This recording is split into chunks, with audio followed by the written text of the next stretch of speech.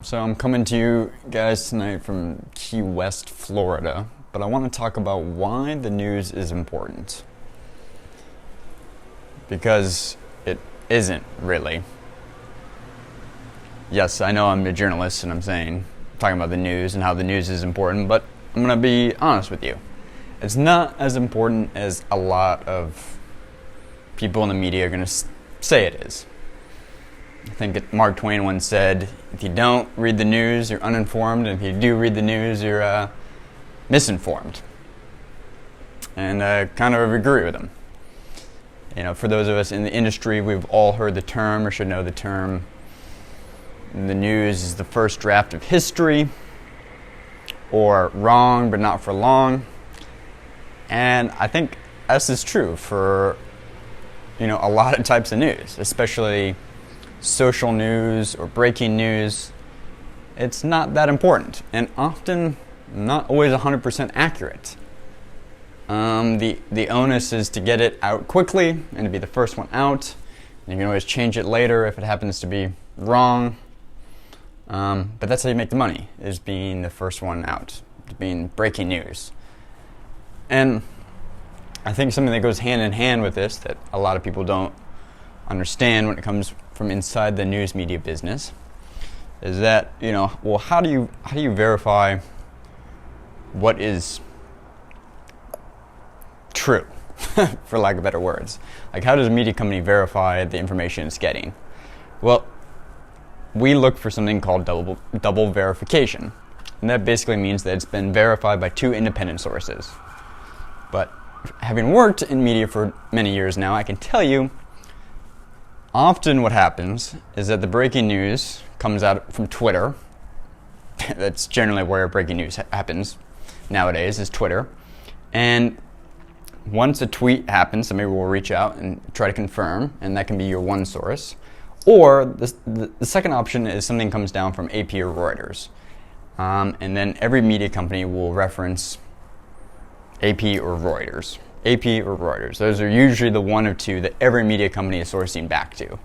And so if AP or Reuters was wrong, often that means every news company from NBC to, Axios and Politico is wrong unless it's their own exclusive, independently verified report, which I assure you they will proudly exclaim on any piece of news.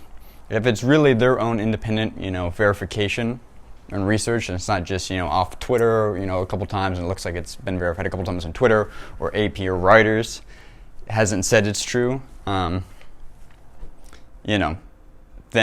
any other media company will gladly be like, our journalist got this scoop. This is an exclusive. But if you don't see that on any media company, that means that information is mainly probably coming from AP or Reuters, and that's acting as the verification. And so if those two get it wrong, then it's a good chance whatever news source you're reading also has it wrong. Makes me think of another quote, which is that, in terms of, is the news important? Well, often what is the news? We talk about it's the first draft of history, and that's exactly what it is that often it requires to be rewritten and gone back. And that's the whole point of history, is giving context to what actually happened, in the past. Michael Crichton calls the news kind of the current fantasy, which kind of being discussed and brooded about, in the day. And I think that's true for a lot of news. It's not so much news, it's just what's in the cultural zeitgeist, whether that be climate change or Harvey Weinstein or Donald Trump and the government shutdown.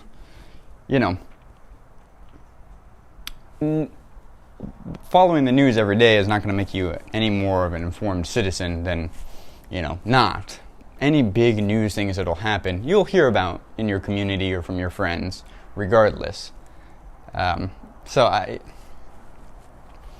Breaking news and most news is not as important as media companies are trying to tell you and sell you that it is. So, let's sit down over here for a second.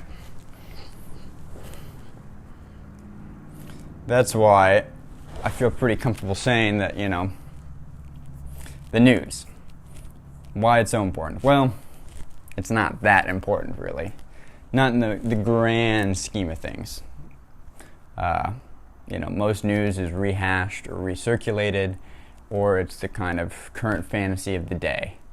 It's whatever journalists have latched onto. And bear this in mind that, like, a lot of journalists, you know, went to journalism school and are not experts per se in the field they're reporting about, and so they can get caught up in that zeitgeist. You know, and that's why a lot of journalists will try to bring on, you know, reporting is basically trying to find an expert in whatever subject they're tackling and get a professor or an expert of whatever subject to comment on their story, because the journalists themselves aren't usually the expert of what they're talking about, and often they have very little time to really do deep research or understanding of the news. And this is even more so in breaking news, where, you know, you just see something on Twitter or Reuters, something comes down the line on Reuters, and you quickly type it up and fill it with 3 more paragraphs or flesh out a minute-long video on it and throw it out there. And, you know, wrong, but not for long. Now, you know, I don't want to paint all media or news media like that, but there's, I think, a higher tendency to that than I think the average person realizes. So, that's basically all I want to say tonight, is that, you know, the news is just one aspect of life. And any major news or major, you know, qualitative information, you know, your best bet is, you know, it's not going to come from watching the television, from watching Twitter. It's going to come from, you know, scientific journals, you know, experts with research and data, breaking things down and contextualizing it. It's not going to come from an article in New York Magazine or New Yorker or NBC or CNN. These people aren't experts. They're just taking place or taking part in the current fantasy of what's the hot topic, what's the trend, and trying to capitalize on that content and any sort of breaking development around that content. So yeah. Anyway, just a thought, guys. Have a good morning. I'll probably be in Florida here for a few more nights.